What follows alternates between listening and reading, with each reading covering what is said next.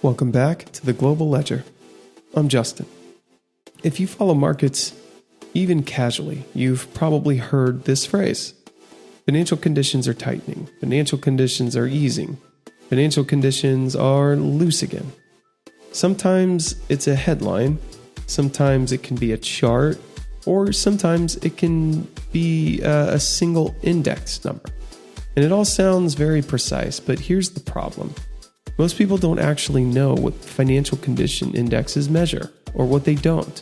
So today we're going to slow it down, and by the end of this episode, you'll understand what financial condition indexes are built from, what they're actually capturing, and why they are backward looking, and also why sometimes conflict with policy messaging. Let's get into it.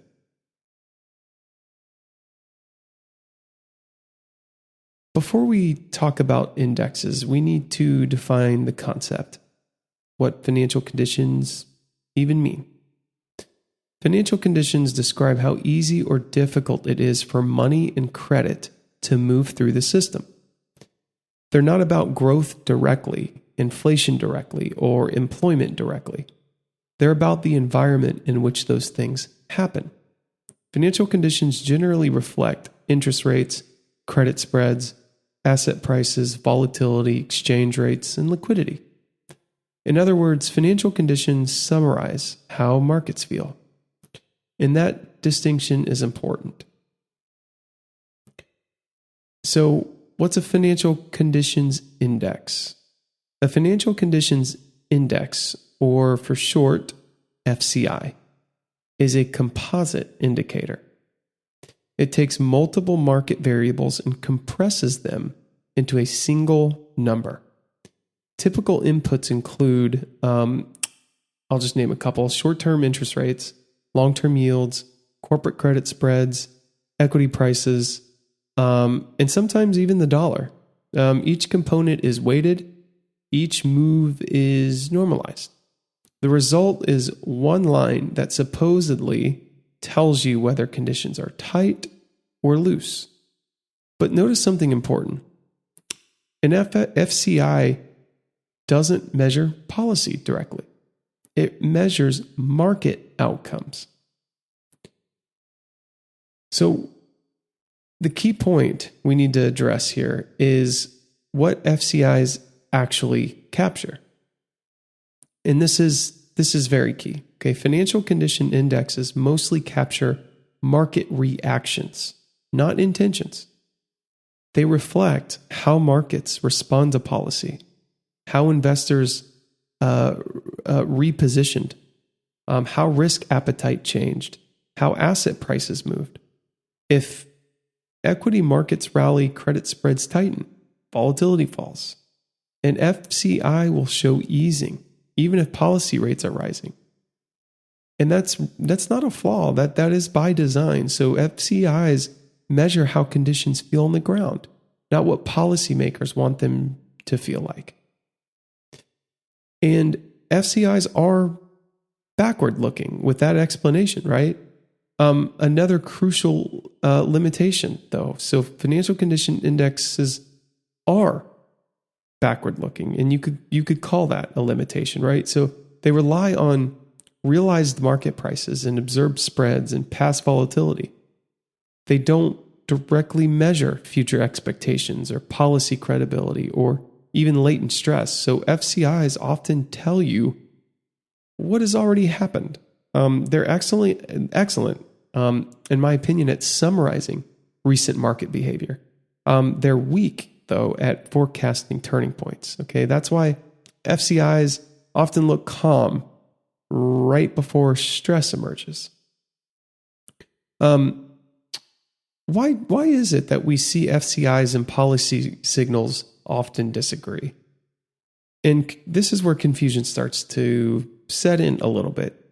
You'll often hear something like, policy is restrictive, but financial conditions are still loose. Both can be true at the same time, though. Policy settings might be tight, like, as an example, higher administered rates, smaller balance sheets, restrictive guidance. But markets might be easing conditions anyway. As an example, asset prices rising, spreads compressing, or the volatility falling. FCIs don't judge whether that's right or wrong.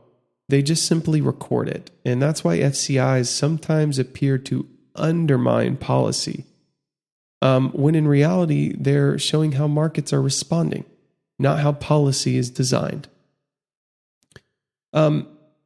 Here's what FCIs do not measure. Okay, it's just as important to be clear about what they leave out. Most FCIs do not capture distributional effects, household balance sheet stress, credit access at the margin, liquidity fragility inside institutions. Okay, they also don't measure plumbing stress or collateral bottlenecks or funding mismatches. Those problems often emerge because they show up in prices, which is why FCIs can look fine right up until they don't. So, how do policymakers actually use FCIs? Okay, despite their limits, they're still useful. Policymakers don't treat them as targets or rules or decision triggers. They treat them as context. FCIs help answer questions like, are markets amplifying policy moves? Are financial conditions loosening faster than expected? Or is risk appetite running ahead of fundamentals? They're inputs, not commands. And the reason we should connect this to the series is because we've built something so far, a roadmap, okay? And policy works through administered rates, facilities, balance sheets, guidance.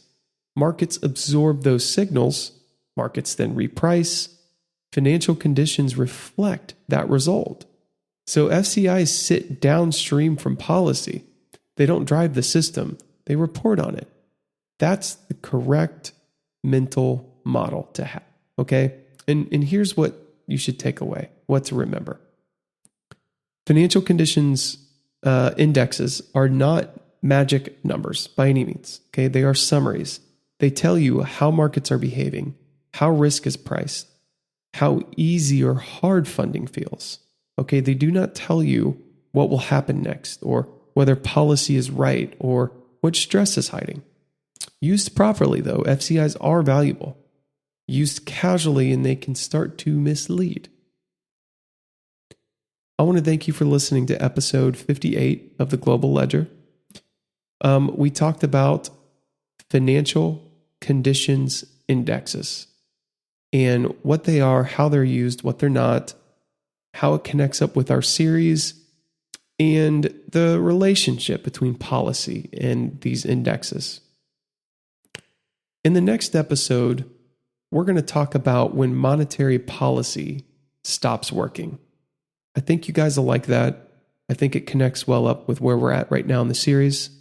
So once again, I'm Justin, and thanks for being here.